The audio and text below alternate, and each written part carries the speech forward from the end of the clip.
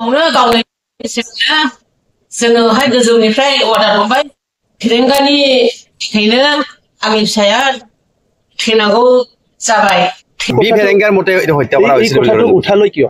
কোনে উঠালে? তাৰ আঁৰত কোন আছে? 2014 পৰা 2025 লৈকে কিয় শুই আছিলে? আজি উঠিটো উঠালে আপোনালোকেতো জানে নহয় জানো? কোনোবা হত্যা কৰাৰ কাৰণ বুলি ভাবি শুনকচোন, এইটো ৰাজনীতিক কাৰণ। निउसाव एसामिस निउसाव ओरैबायदि ट्रेन्डिं जागासिनो दं, सोलिगासिनो, बोदलाबानो बेखौ नुदों। मा जिनिसा ट्रेन्डिं? खुलुमबाय बयनिसिमबो नोंथांमोनखौ आंनि इउटिउब चेनेल माइ अपिनियन अफिसियेलाव बरायनानै लाग्रोनाय जाबाय। आरो EMMCLफोर, आंनि नायगिरि EMMCL लोगो नोंथांमोन एकदम मोजाङैनो दं आसा खालामबाय। ओमफ्राय जायफोर गोदानै फैदों अननानै आंनि चेनेलखौ साबस्क्राइब खालाम, लाइक शेयार कमेन्ट खालामलांनो मालाबाबो बावनो नांथारा दे। दा ओरैबायदि ट्रेन्डिं आरोना, बोदलाबानो नुयो, बोदलाबानो बे फाग्ला सैमा फाख्रा बेनो एकदम बुरखांबाय थाबायलै। बर'जों जोंहा जेबो होनलायला, मिथिबाय? गाखानाय गारायखौ मानो बोखांबाय थादों? गाखानाय गारायखौ मानो बोखाबाय थादों? बे बारा जालांगोन, मिथिबाय? बे अर जोंलांगोन। दा आसा खालामो अर जोंनाङा, माबा मोनसे समाधानाव फैगोन, सलुसनाव फैगोन। बा जोंहा बे फेरेंगा सारनि खोथाखौ होनदों, फेरेंगा सारखौ मानसि गावथारनायाव इनभल्भ दं होननानै। बै जेन'बा जोंना बिनानाव प्रिया बसुमतारी नामा, बेखौ मोनसे माबानि थाखाय NDP फ्रा माबानाय जादों, बुथारनाय जादों, गावथारनानै बुथारनाय जादों। दा बेयो ससियेल मिडियाआवनो बयहाबो दं, बयनिबो माबायाव दंखायो, गोसोआव दङ, नोजोराव दङ। बैफोर जिनिसा जाथाया जालांबाय माबा मोनसे भुल बुजाबुजि बा माबा मोनसे जानायनि थाखाय, जाहोननि थाखाय बैफोर जाथायफ्रा जालांबाय। दिनै बे जिनिसा बुरखांनानै फैगासिनो दङ, गेसाव गोफोन बयबो गावजों गाव बुरखांलायबाय थायोब्ला जोङो मिथिबाय, जों बर'जों बर'थ' बुरखायलायासै, दस्राया बेखौ एडभान्टेज लागासिनो दङ। बे गासिबो बिबारनि सालजोब, मिथिबाय? बिबारनि साल।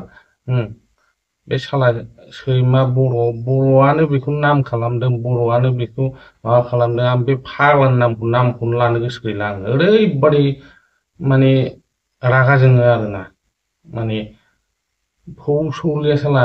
ओमफ्राय जोंनि बर' इउटुबारफोर बा बर' ससियेल मिडियाआव जायफोर इनभल्भ दङ, इनफ्लुयेन्सारफोर, बैसोरबो बेफोरनि सायाव भिडिअखौ लाबोनो नाङा। माने बे गाज्रि परिबेस मोनसे लाबोनो हागौ आरोना, आं सन्देह खालामदों। आं आसा खालामो पिसआ मेनटेनैनो थागोन, एकदम मोजाङै मोजां बेफोर जिनिसा जोबनानै थांगोन। माबा मोनसे सलुसनखौ बरननांगौ सरकारनिसिम। आं प्रमद बर' सारखौ बुंबाय, दा बेनि सायाव मोनसे सलुसन लाबोनांगौ। हेमन्त बिश्व शर्मायाबो बेनि मोनसे सलुसन लाबोनांगौ। जे आं बुंनो सानदों, जेनेबा बेनो माबा मोनसे अनसुंथाइ, खहा सुफुंनाय मोनसे होयोब्ला जोंहाबो गोजोननाय मोनगोन। सम्पुर्ण गासिबो बर' हारिया, बर' रायजोआ बेखौ गोजोननाय मोनगोन। आं बेखौ मिजिंथिबाय। जायखिजाया आं बेनि सायाव जायखिया आं नैबे बाइटखौल' होबाय, ओमफ्राय आं बेनि सायाव भिडिअखौ होनाय जानाय नङा। नोंथांमोना नुखागोन दस्रा निउस पर्टेलाव आं बेफोरबायदिखौ आं होआ, आंनि माबायाव चेनेलाव। दा जेखिजाया आंनाव हिनजाव खारनाय माबा खारनाय आं बेफोरखौबो आं होनाय नङा। दा आं मोजांनि थाखाय एडभान्स माने आंनि अपिनियनखौ आं होगोन आरो मालाबा सामटाइम्स आरोना। दा जेखिजाया जोङो बेखौ गावजों गाव नाटखुट जालायबाय थानो, थांखांनाय गारायफोरखौ जों बोखांलायफिननाङा। थांनाय 17-20 बोसोर आफ्टार BTC एकर्डनिफ्राय लानानै बा बै समनिफ्राय जांख्रिजेननाय मा होनो जोंनि PTC एबसु आन्दलन, बेफोरनिफ्राय लानानै जथ' जाबोनाय जाथाय, बेफोरखौ जों गावजों गाव बुरखांलायनो नाङा। बेयो जोंनि समाजनि बा बर' हारिनि मोनसे गोसोम जारिमिनसो। बेयो जोङो सिमां बायदि बेखौ जों बावलांनांगोन।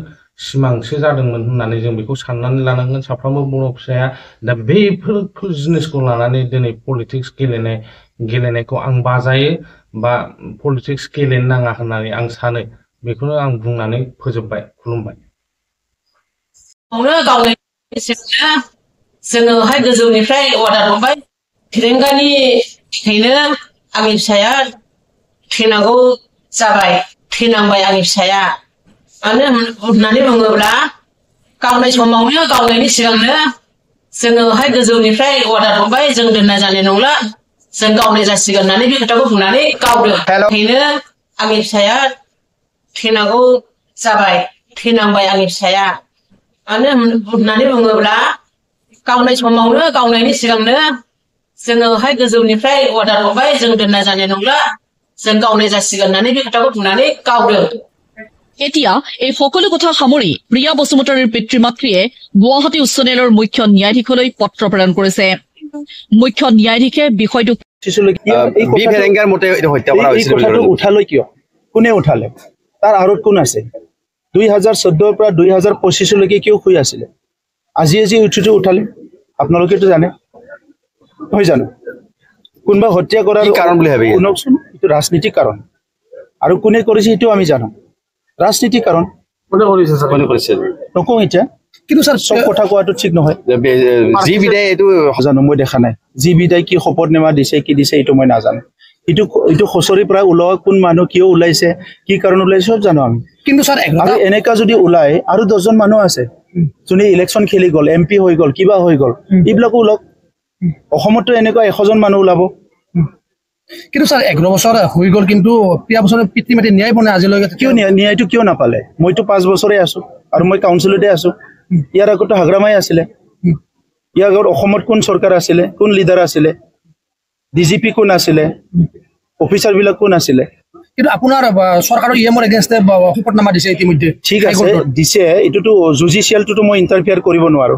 জুডিশিয়ালটো জুডিশিয়ালে কৰিব জুডিশিয়াল কৰিব জুডিশিয়ালে যেতিয়ালৈকে নকৰে সেইটো আৰু আপুনি একো ক'ব নোৱাৰে জুডিশিয়ালটো আমি ইন্টাৰফিয়াৰ কৰিব নোৱাৰো জুডিশিয়ালে নিজৰ কাম কৰিব কিন্তু আজি যে নিউজটো বজালে কোনে বজাইছে কোন নিউজে বজাইছে কোন পৰ্টেলে বজাইছে কিয় বজাইছে 2014 ৰ পৰা ইমান কিয় হৈ আছিল আজি যে তাৰ মাক দেউতাকে ন্যায় পোৱা নাই বুলি যে ইমান দৰদি হৈ গল কিহৰ কাৰণে কিন্তু আপুনি ন্যায় পোৱাটো বিচাৰে নে সবে ন্যায় পাব লাগিব 100% ন্যায় পাব লাগিব কোনে ন্যায় পাব নালাগে আজি আন্দোলনৰ সময়ত যি মানুহখিনি হত্যা হৈছে 5000 মানুহ বদলেন্টৰ আন্দোলনৰ হত্যা হৈছে এই মানুহখিনি ন্যায় পাব লাগিব অসম আন্দোলনত যদি কোনবা হত্যা হৈছে এই মানুহ ন্যায় পাব লাগিব ন্যায় কিয় নাপাব সবে ন্যায় পাব লাগিব 2008 9 10 বদলেন্টৰ ভাতৃকাতি সংঘৰ্ষত 100কে বেছি মানুহ মৰিছে এই মানুহখিনি ন্যায় পাব লাগিব জগজিৎ শইকীয়া যেটো নেকি সাংবাদিক মৰিছিল তেখেতো ন্যায় পাব লাগিব বডোসা বুলি এজন সাংবাদিকক হত্যা কৰা হৈছিল যোনে মানে বডোসা পেপাৰ ওলাইছিল